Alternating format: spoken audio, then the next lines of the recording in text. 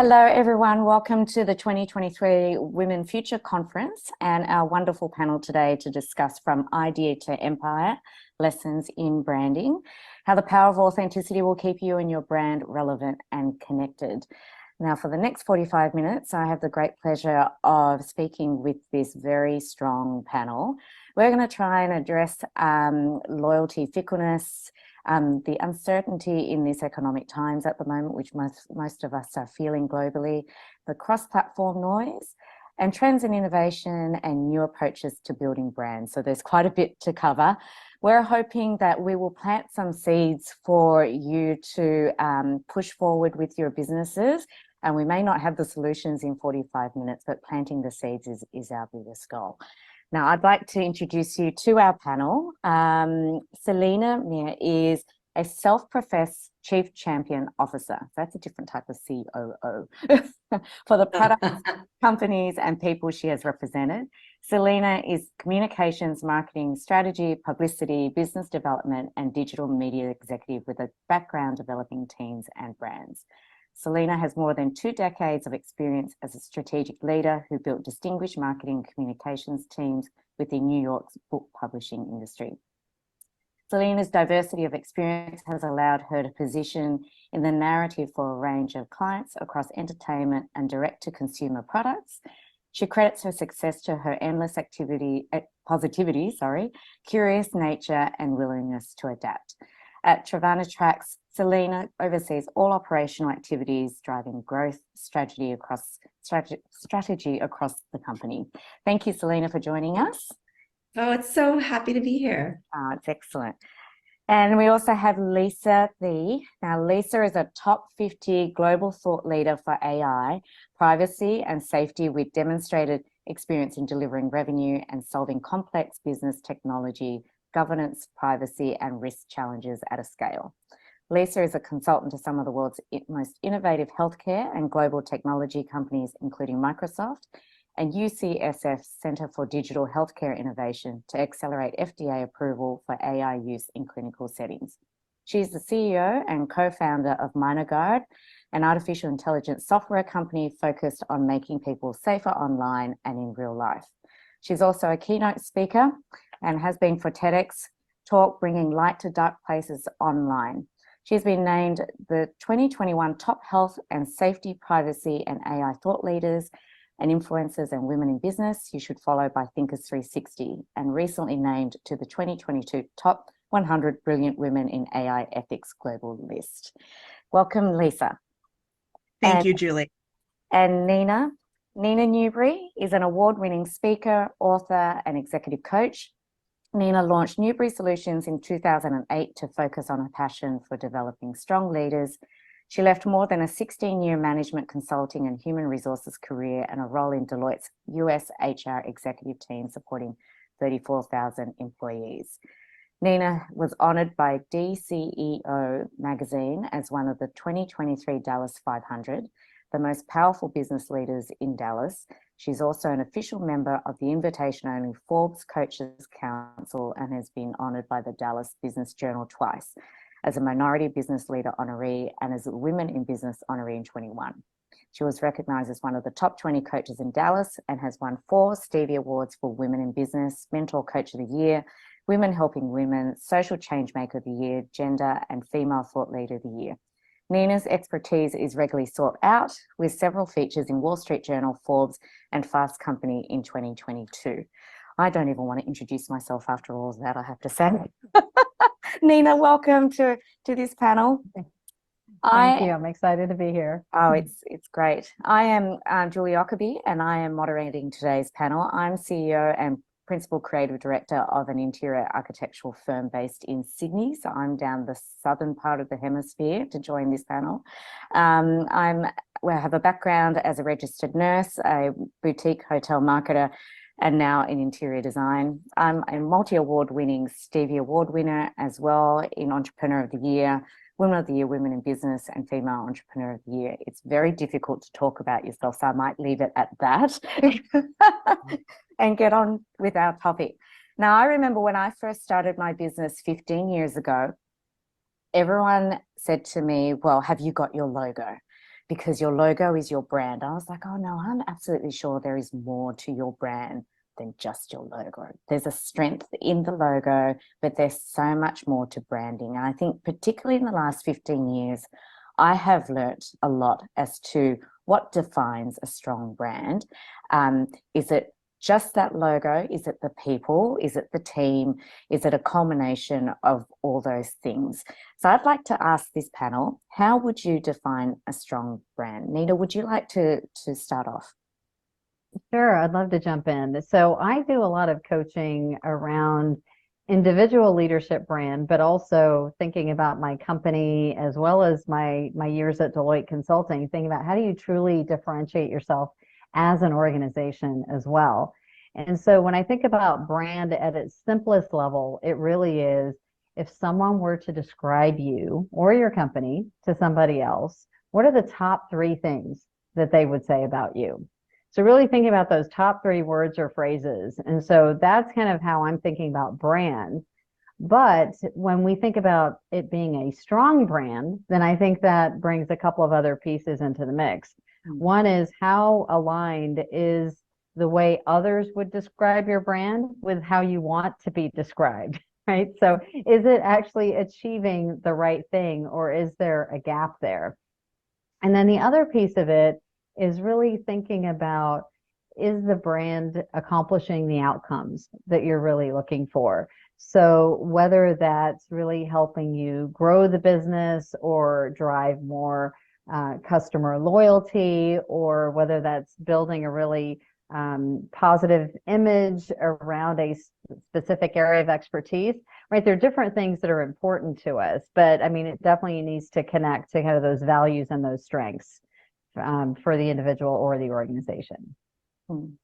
I think we're all in our own individual industries. It is a very competitive world out there, and having and competing against each other, there are some common elements. But how do we jump out, and therefore there is that power of the brand. So I wouldn't mind hearing from Selena, like some of your common challenges to businesses, to your business when it's in establishing and maintaining that brand.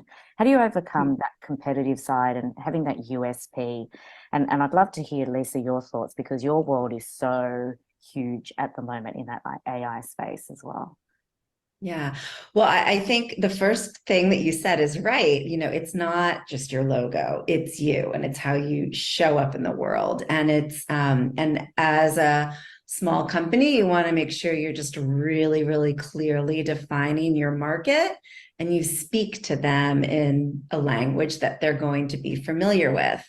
That you show up at the appropriate places. You pick, one social media, do it really well. Find the 3 to 5 events you need to be at each year.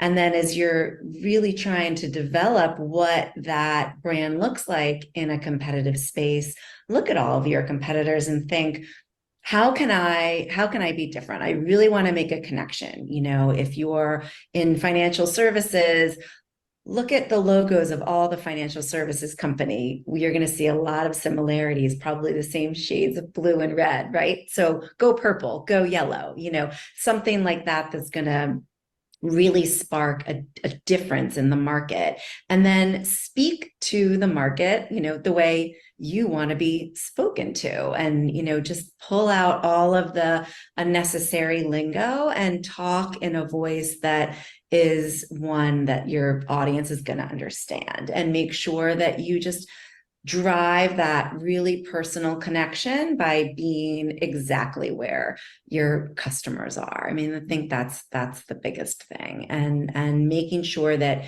you package not only your product, but yourself for exactly the market that you're going to. When you show up at a meeting or on a Zoom, if you're selling ink to a tattoo artist, you got to show up in a very different package than if you're selling that financial services that I mentioned. So you have to think about every aspect of your interaction as being curated and precise for who you're going to when you're starting out. Yeah, Lisa, did you have any further thoughts to Selena's? Yeah, what what I'll share is maybe a little bit different perspective. So Hmm. as a founder of an AI company, I quickly learned that really the company's brand in the early stages had to be me. If I wanted to be able to find the talent, raise the funds, and explore the partnerships that were going to nurture my brand through, I realized thought leadership was probably going to be one of the only things accessible to me in my budget. Because Yeah. really, when you're getting started, there's not much of a budget to work with. So I just encourage a lot of people that are in that small and medium-sized business to remember the power that you can leverage off of things like, as mentioned before, picking a platform. I chose LinkedIn for my platform. Things like looking at speaking at conferences and earned media as ways where you can start to get your name out there. I started really simply publishing blogs on LinkedIn. And from there, I expanded that reach, added a podcast to the mix. And now I get invited to speak at global conferences and host video series in the AI industry. So you really can do it without a lot of paid advertising or overhead, especially when you rebrand yourself as a thought leader, because things like speaking at events, for example, versus working in a booth, you typically get better access to budget makers. And you also probably get your travel covered, at least, if not paid, to come to the conferences versus investing in them. Hmm. I know that when I first started the business, and it was a long time before a lot of social media had such strength and the power of those platforms, right? And every year it seems like there's another platform that comes out, and we've just had a new one that was introduced to us. I haven't played around with it yet, but everyone said, okay, you get your logo and you got to do this and you got to do that. And I was like, oh, so overwhelmed. And there's only so much you can do. I am not technology driven either. I'm not great in that space. And my thoughts now, like my knowledge to the younger set is like, gosh, go back to the basics, like do that SWOT analysis, like all of those basics still has so much relevance, I think, and not to skip that. But I know that there's some emerging trends with branding that businesses should be aware of. That's more than just social media. Like it's not just grab that handle on Instagram and do a few posts on LinkedIn and throw a few funny TikToks around. How do we keep track of all this so we're not overloaded? Like, I'm really interested, Nina, in your thoughts on this, because you deal with that coaching side. And what do you encourage people to think about so that they're not overwhelmed, and the emerging trends you see? Yeah, well, I'm happy to weigh in on this. I mean, so the client base that I'm typically working with is Fortune 500 companies, right? And so leaders who have a lot of distractions, but when you just step back and think about some of the things that are just going on in the world in general, there is a lot of information accessible at our fingertips, and there's a lot of stuff coming at us all the time. And so, when you think about attention spans and how they have shifted over the years, so, and they measure your ability to stay focused on one screen. And it used to be 2.5 minutes, and now it's gone down to just 47 seconds. So the importance of grabbing someone's attention fairly quickly and being able to be very concise is really important. And, doing this in a way that leverages technology, I think, can be super helpful.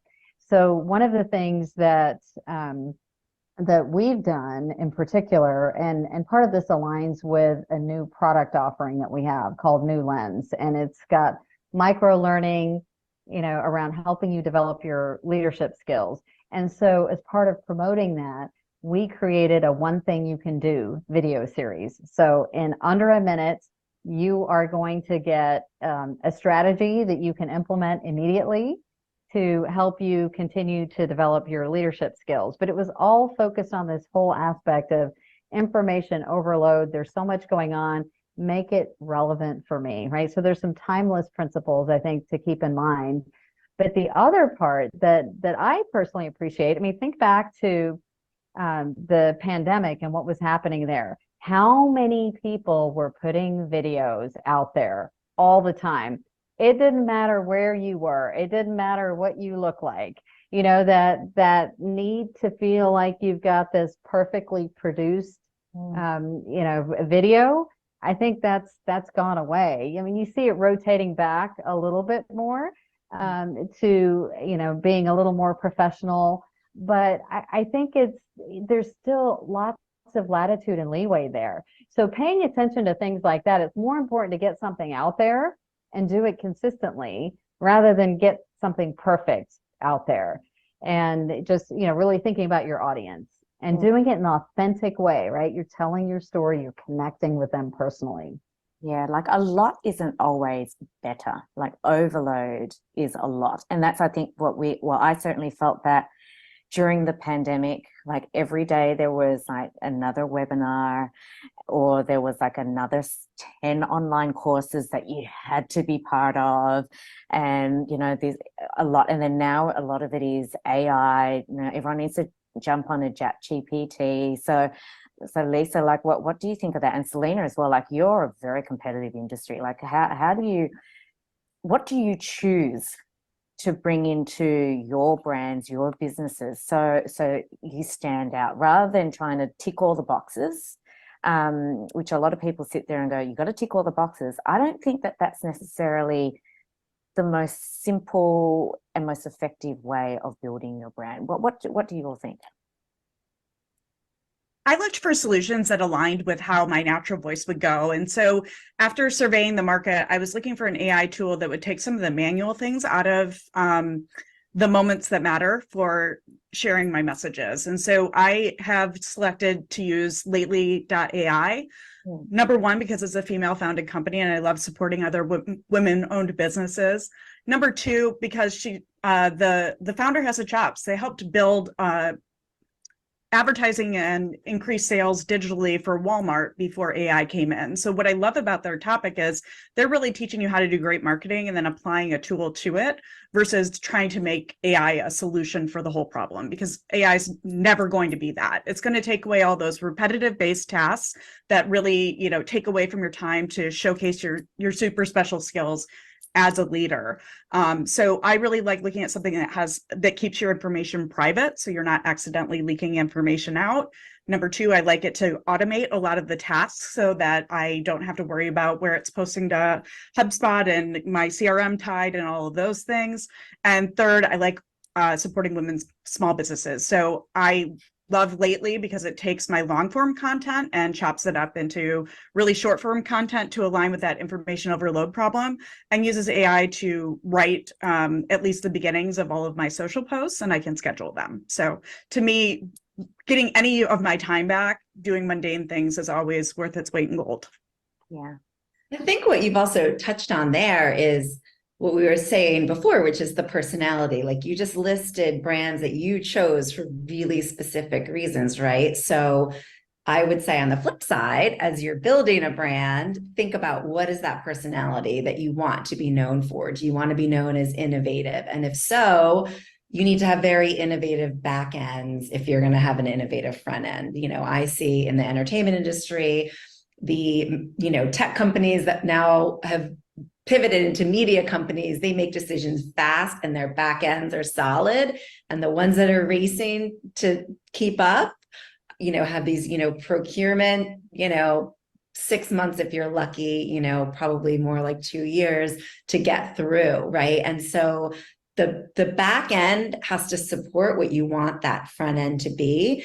At Travana Tracks, when we rebuilt our website last year, the one thing we wanted was to not look like any other software company. And so we hired an illustrator to make these gorgeous, whimsical illustrations rather than kind of using art that you could find anywhere. And we chose to kind of embrace our femininity with that. Like, we're not like in your face girly ever, but we made very careful decisions to put that, we're different. We understand who you are. We're very, focused on the interaction with our website, with our platform from the very, very beginning. And we want it to be clean, and we want the process to be seamless. And we want you to know that, we have a little personality and sense of humor, but we also are like super business, right? And so I would say when you want your customers to make your decision, think about what Lisa just said and say, I want them to choose me because of these reasons. and then bring in vendors that, and your vendors are part of your brand, right? Just like Lisa said, and your tools that you use end up being part of your brand. And so there's just so much in the building of a company that ultimately personifies as the brand that you are. And all these little decisions, they really matter. So do you build a brand based on what you want your brand, your business, your company that you're working with to be? Or do you build it based on your target market? I get asked that question a lot. And it does, I have to go back a few years and think, what did I do? And I find it quite a difficult question. You're all giving me that look. Well, Throwing that one out. You answered it first and then we'll build on it, Julie. Yeah.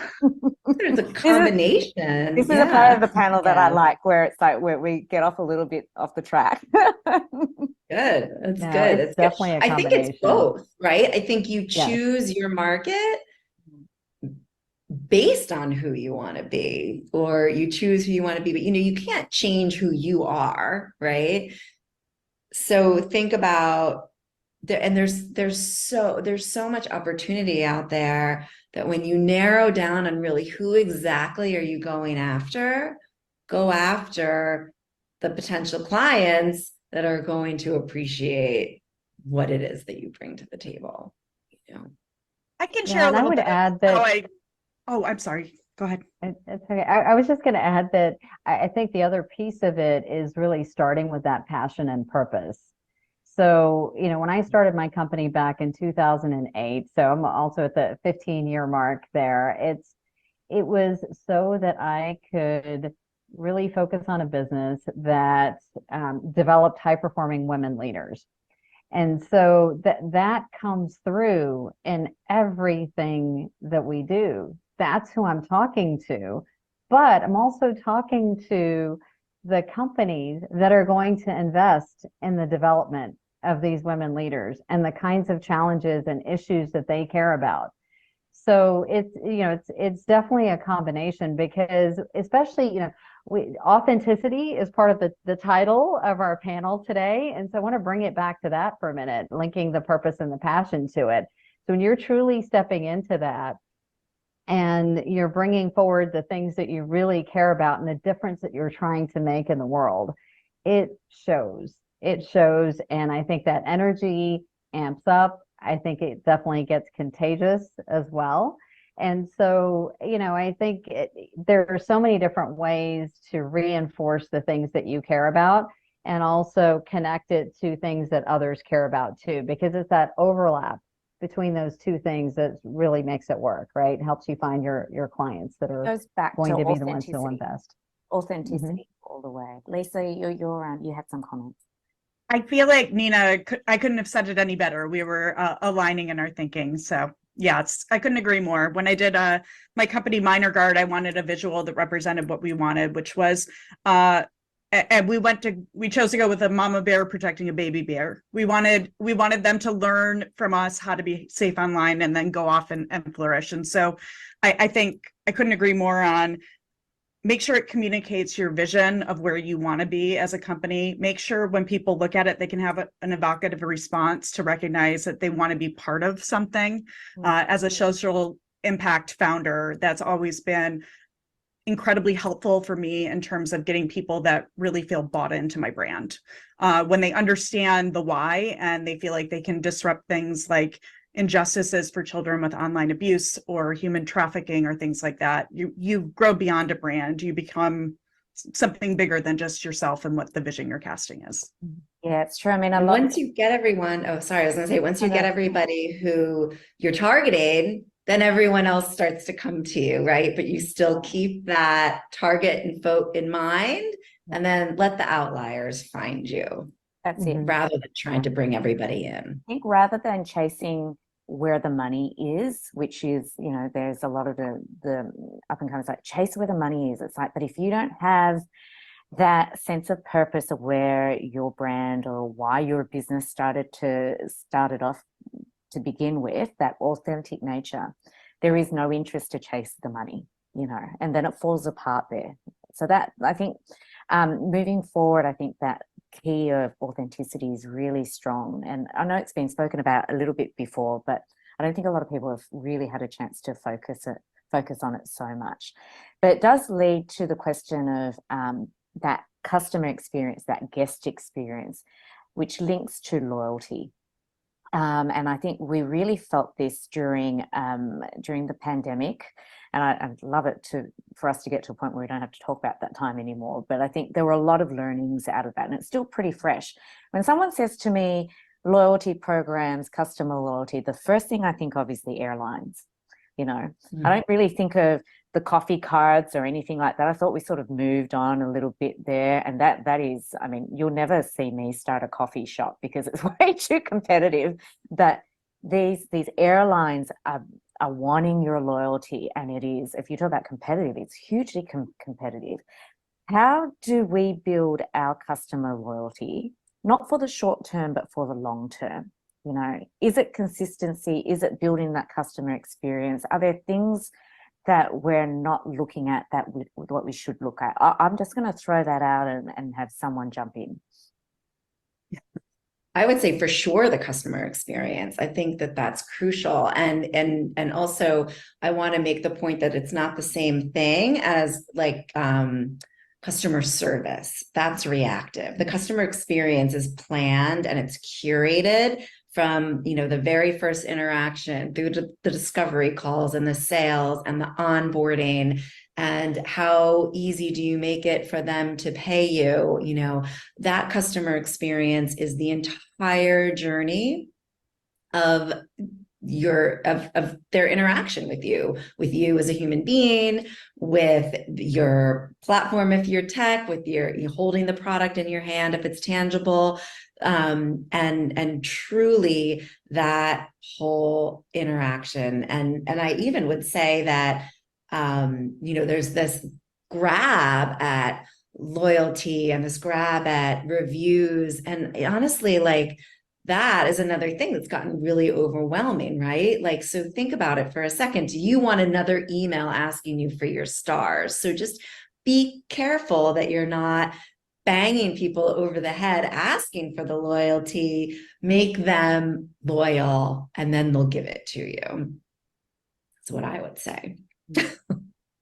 Nina? Yeah, and I do think, just the consistency in how you show up. So, Selena, I think you did a good job of kind of laying out the overall experience. Don't forget that bigger picture, but also those little details that add up to a lot. And at the end of the day, how do I feel? How do I feel when I engage with you or when I engage with your company?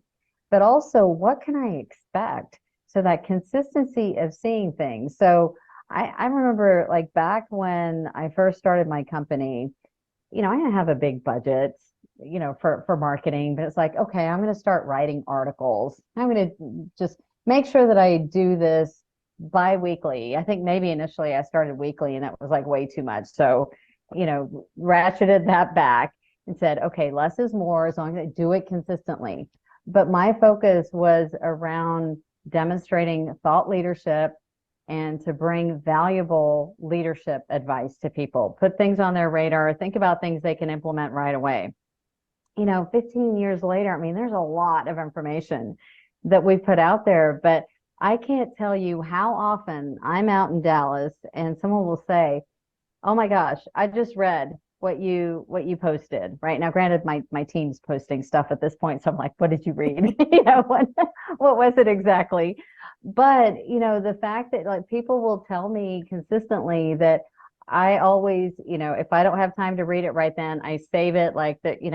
I don't always save everyone's stuff. So there's this piece which is showing up again and again. So regardless of what it is, even if you don't have a big budget, even if you don't have a lot of time, it definitely makes a difference, especially today in the landscape of a lot of uncertainty and instability, right? Who are the people and who are the companies that are going to show up in the way that I expect them to, and in a way that actually feels relevant and useful and helpful to me. So I think that's something to keep in mind as well.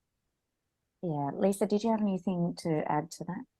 Sure. I would just mention from the tech side of things and the consulting side of things, I think it's really important to think through the full customer journey from a more of your diverse customers than maybe your center customers. Because when you design for accessibility and you design for people that are maybe on the sides of the bell curve, not just in the middle, you elevate the experience for everyone.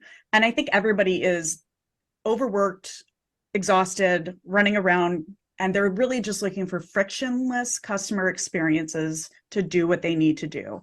And when you can nail down that execution and that consistency and, doing what you say you're going to do each time, they're going to come back to you for that port in the storm that they can count on for those long-term relationships. Yeah, going back to the basics again, really, not skipping those steps. Lisa, still on you. You mentioned earlier before building brands without huge marketing dollars and how you've done it.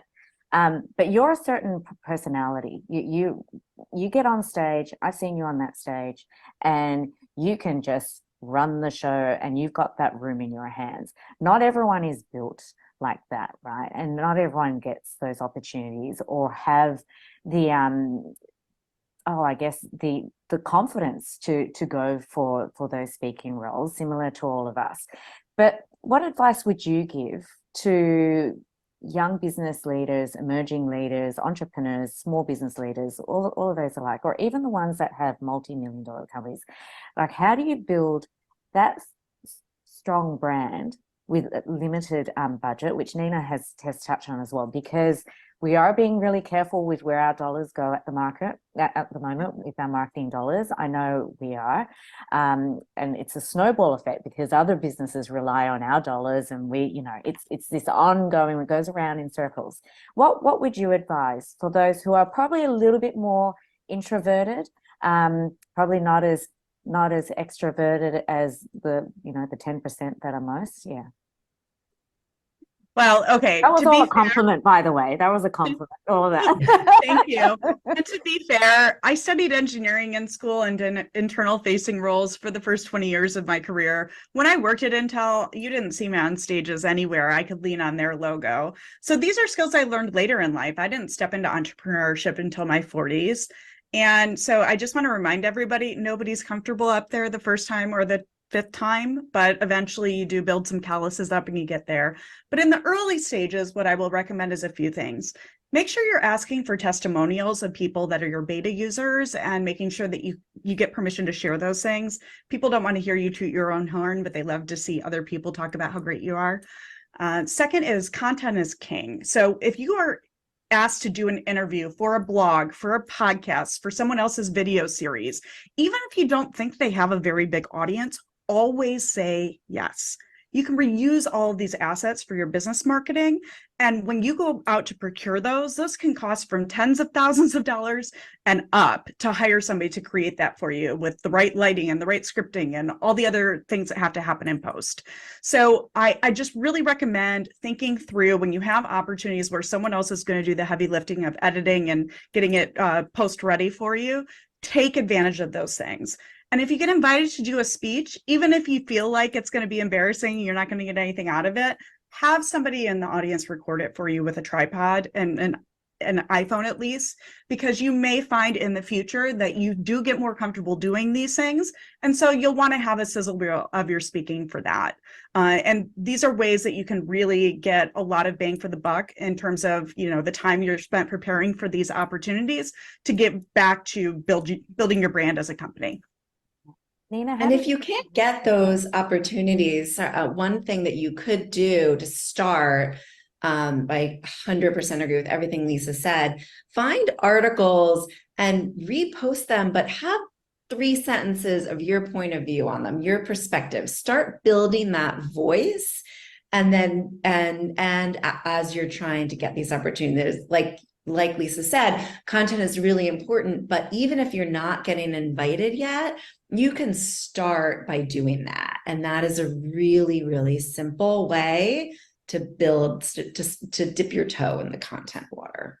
That is a great point. And I will say, when I was starting out, which wasn't very many years ago at this point, on building that brand piece, I signed up for things like Thinkers 360 or Help a Reporter Out, which are free services which will ever take your blogs that you're putting potentially on LinkedIn, which is where I started, and reposting them to a larger audience, or giving you opportunities to comment on a topic in the press for reporters that you may have an expertise in. So you don't have to necessarily be known in order to contribute and start to get those opportunities.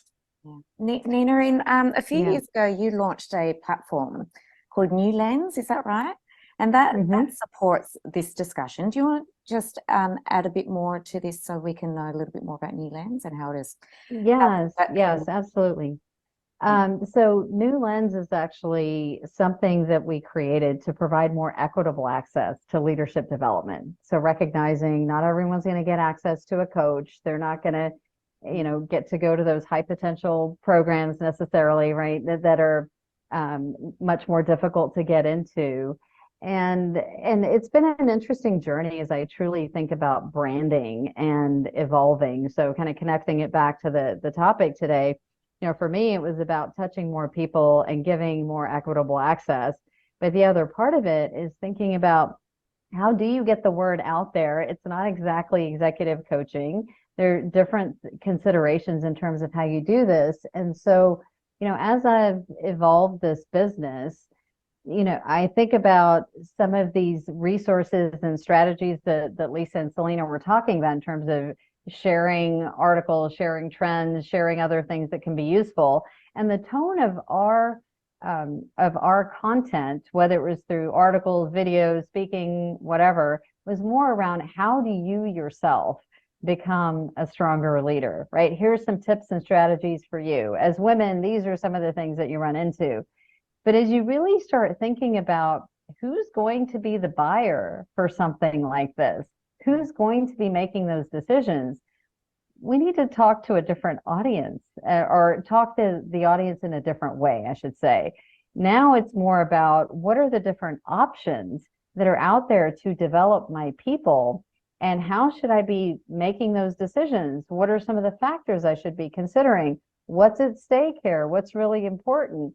And so that gives us an opportunity to put New Lens in the mix as one alternative, but it's still thinking about what's really pressing for them. What are some of those issues? What are some of those concerns that they have? And so it seems like such a common sense thing, but when you've kind of been doing things a certain way for a long time, and now you're pivoting and doing something different, it's like, whoa, need to stop for a minute and make sure I'm talking to the right audience, and I can still continue to have that appeal to individuals who want to improve their own leadership skills too. It's interesting. I mean, I go to quite a few functions, and most of the time it's good, and then it's usually full of key decision makers, stakeholders, influencers, those type of people, managers in relationships. And sometimes you just notice it's not necessarily what they wear, but it's more how they present. And in the back of my mind, I go, oh, gee, that's not good for their brand, And the brand is it made me very aware of that many years ago, that the brand is so much more than that logo piece. I mean, when we started to get to know you, Nina, I mean, I thought your brand piece is so you.